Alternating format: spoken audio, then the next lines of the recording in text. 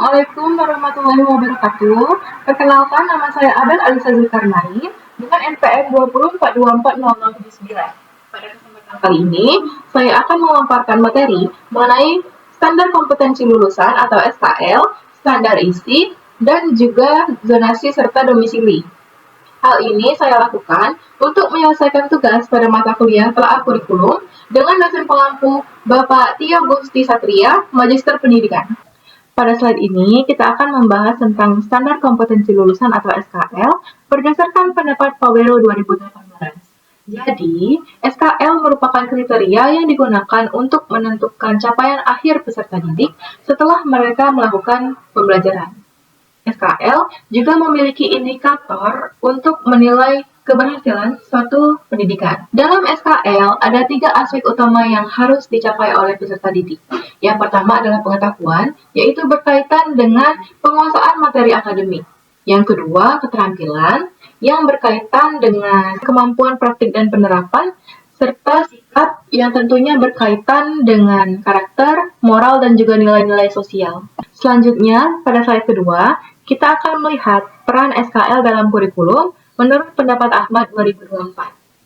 SKL merupakan tujuan utama kurikulum, sehingga proses pembelajaran diarahkan untuk mencapai standar tersebut. Kurikulum ini berfungsi sebagai alat dan juga panduan untuk mencapai SKL. Adapun fungsi SKL adalah untuk menentukan arah pembelajaran, yang kedua menjadi dasar dalam menilai hasil belajar siswa, dan yang terakhir, menjamin bahwa pendidikan yang diberikan bersifat holistik atau menyeluruh. Pada slide ketiga, kita akan membahas keterkaitan SKL dengan kurikulum merdeka. Kurikulum merdeka dirancang untuk mendukung pencapaian SKL melalui beberapa pendekatan, seperti pembelajaran yang fleksibel, pembelajaran berbasis proyek, serta penilaian yang bersifat holistik.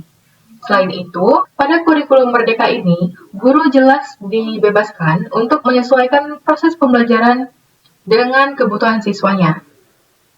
Sehingga, dengan penerapan kurikulum merdeka ini, diharapkan dapat menambah pengetahuan, keterampilan, serta keterlibatan aktif siswa selama proses pembelajaran. Pada slide keempat, kita akan membahas tentang standar isi berdasarkan pendapat Munawir dan Subandi 2023 serta Hayatunisa 2025. Standar isi merupakan batasan materi dan tingkatan kompetensi yang harus dicapai oleh peserta didik.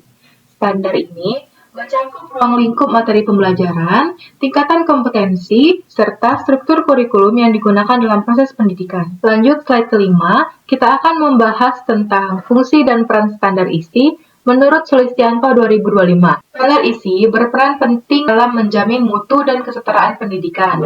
Selain itu, standar isi juga dijadikan sebagai pedoman bagi guru untuk melaksanakan pembelajaran, serta mengarahkan pencapaian kompetensi lulusan.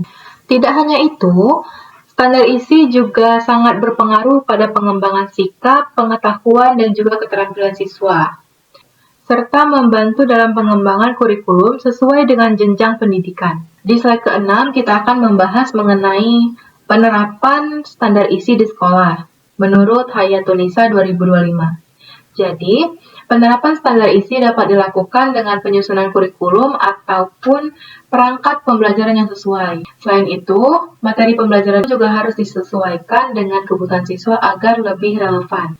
Dalam praktiknya, pembelajaran juga harus bersifat adaptif dan kreatif, sehingga dapat membantu perkembangan siswa secara optimal. Di slide ke-7, kita akan membahas mengenai zonasi dan juga domisili menurut pendapat Pratama 2022. Zonasi merupakan sistem penerimaan siswa yang dilakukan berdasarkan jarak tempat tinggal dengan sekolah tersebut. Sedangkan domisili mengacu pada alamat tempat tinggal resmi siswa. Kedua sistem itu dilakukan untuk mengatur pemerataan akses pendidikan bagi peserta didik. Di slide terakhir ini, kita akan membahas tentang tujuan, dampak, dan juga tantangan dari sistem zonasi dan juga domisili. Tujuan dari sistem ini adalah untuk pemerataan kualitas pendidikan, mengurangi kesenjangan antar sekolah, dan juga memberikan kesempatan yang adil bagi semua peserta didik. Dari segi dampak, positifnya adalah pemerataan pada akses pendidikan. Namun negatifnya adalah tidak sepenuhnya kualitas antar sekolah itu sama. Tantangannya adalah keterbatasan daya tampung sekolah, perbedaan fasilitas antar sekolah, dan juga persepsi masyarakat mengenai kedua sistem tersebut. Kesimpulannya, SKL, standar isi, serta zonasi dan juga domisili merupakan bagian penting dalam penyelenggaraan pendidikan. SKL menjadi acuan capaian akhir peserta didik, sedangkan standar isi berfungsi sebagai pedoman materi pembelajaran. Sementara itu, zonasi dan domisili berperan dalam pemerataan akses pendidikan dan peningkatan kualitas pendidikan. Dengan keterkaitan tersebut, diharapkan pendidikan dapat berjalan dengan optimal dan menghasilkan lulusan yang kompeten, berkarakter, serta memperoleh kesempatan belajar yang adil. Saya rasa cukup sekian pemaparan materi dari PPT saya.